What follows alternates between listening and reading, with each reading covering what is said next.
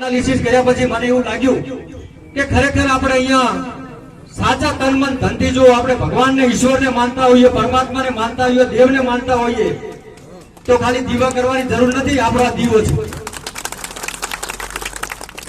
કોઈ જાતનું પાપ રાખ્યા સિવાય ભાજપ કોંગ્રેસ ક્યારે પણ કોઈ પણ આગેવાન ગયો હશે એમને સાચા મનથી સાચી વાત સાચી સમજણથી કરી ક્યારે પણ મને એવું યાદ નથી આવતું કે કેની બેને કોઈ રાજકારણ કરીને કોઈ ભાગલા પડ્યા હોય.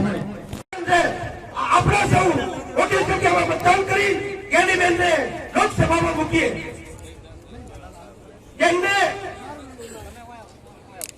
લોકસભામાં મૂકીએ અને વાવની સીટ અહીંથી ધારાસભ્ય તરીકે ખાલી થાય અને તેના કારણે અહીં એક આપણો બીજો ધારાસભ્ય પણ ચૂંટાય.